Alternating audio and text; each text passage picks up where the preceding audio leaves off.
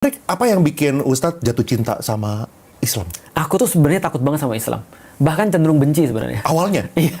Aku tinggal di Palembang ya.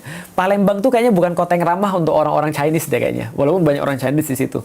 Aku pernah naik jembatan penyeberangan Pisau di sini udah pernah. Silet udah pernah. Bahkan Ditodong gitu maksudnya? Ditodong. Silet, Pisau, bahkan ini garpu yang di tengahnya dibolong, garpu somai itu loh. Itu pernah di sini tuh. Artinya minta uang. Dan teman-temanku, itu aku masih beruntung. Teman-temanku pulang tanpa sepatu, ada.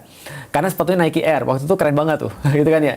Pulang tanpa sepatu pernah. Pulang nggak pakai celana pernah temanku. Jadi digampar, ditabok, aku juga udah pernah. Maksudnya itu berdasarkan ras atau semua orang Berdasarkan emang? ras. Oh, berdasarkan Out ras. of nowhere. Tiba-tiba ketika kita jalan, oi Cino, terus digampar.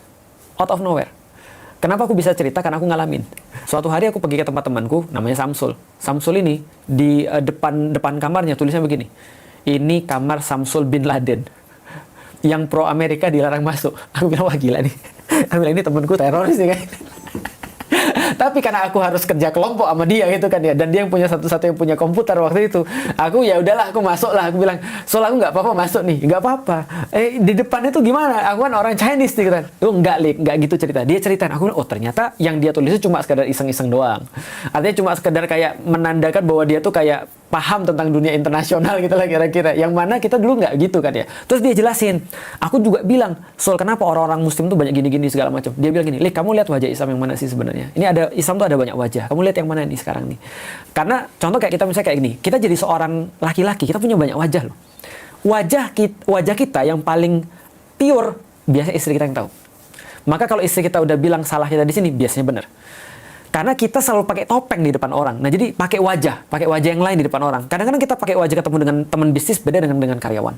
Beda lagi dengan anak-anak. Beda lagi dengan ketika kita ketemu dengan orang yang memang harus dikasih pelajaran. Dalam arti kita lagi ngajarin dia, itu beda banget. Nah, wajah Islam yang kamu lihat yang mana, Lik? Aku bilang, emang ada wajah Islam ada berapa? Dia jelasin, dari titik itu aku jadi ngerti, oh ternyata memang nggak seperti aku bayangin. Dari titik itu, aku menyadari Islam bukan ritual. Dan Islam gak ada hubungan dengan Muslim. Aku baru ngerti, Muslim yang kulihat itu justru tidak Islami.